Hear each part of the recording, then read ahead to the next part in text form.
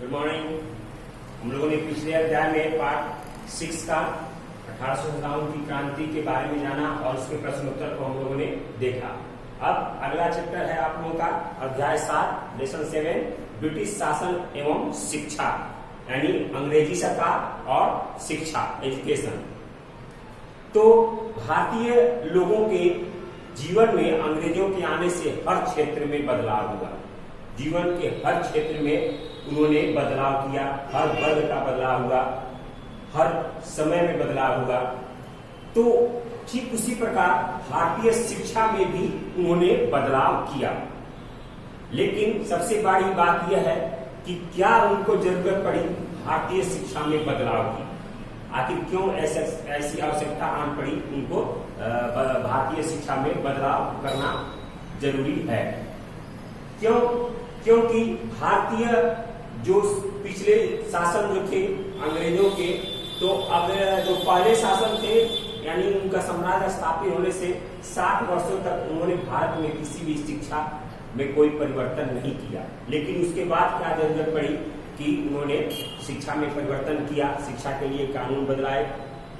क्योंकि शासन व्यवस्था जो थी अंग्रेजों की, उनके द्वारा भारत में किए गए जो भी नियम कानून थे, जो भी काम थे, उसके पीछे कोई खास उद्देश्य होता था अंग्रेजों का, और उसी उद्देश्य के तहत वो लोग यहाँ पर बदलाव करते थे, नियम कानून बनाते थे।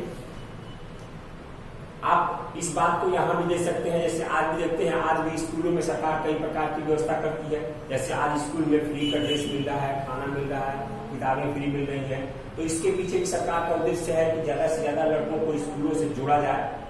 ठीक उसी प्रकार अंग्रेजों के भी कुछ उद्देश्य थे कि भारतीय शिक्षा में कैसे बदलाव किया जाए या भारतीय शिक्षा को कैसे जाना जाए, उससे हमें क्या लाभ हो सकती है, इस बारे में हम इस चैप्टर में जानेंगे और उनके उद्देश्यों के बारे में हम इस चैप्टर में जानेंगे। सबसे पहले अंग्रेजी शिक्षा को किस तरह देखते थे, यानी अंग्रेज जो है वो भारतीय शिक्षा को किस तरह से देखते थे, किस तरह से समझते थे।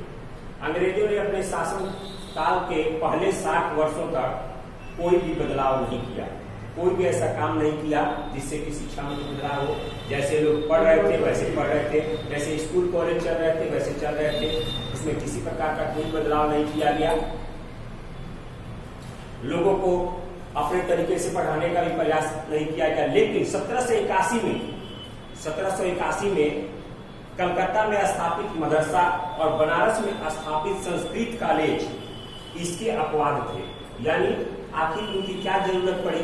1781 में कोलकाता में उन्होंने मदरसा की स्थापित किया और बनारस में आपको संस्कृत कॉलेज की स्थापना की।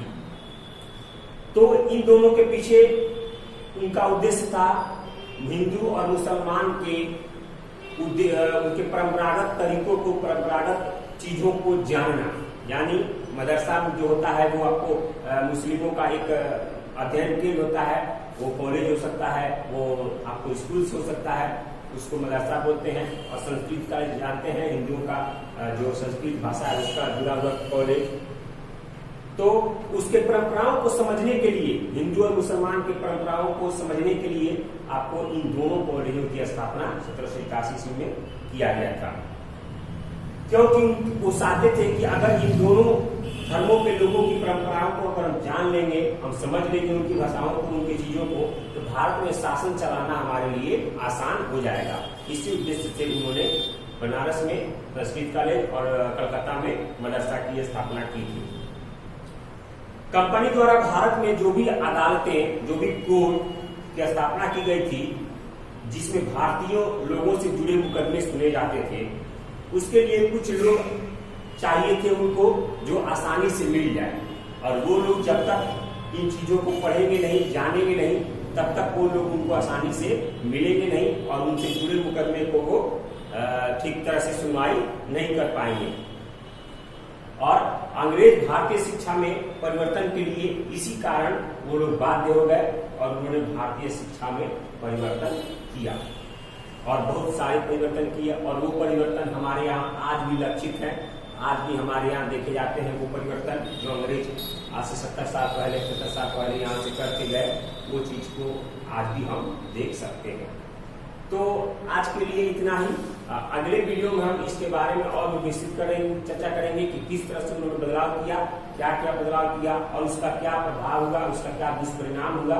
इन सारी बातों को हम लोग अगले वीडियो में चर्चा करेंगे, जानेंगे। आज के लिए इतना ही, धन्यवाद।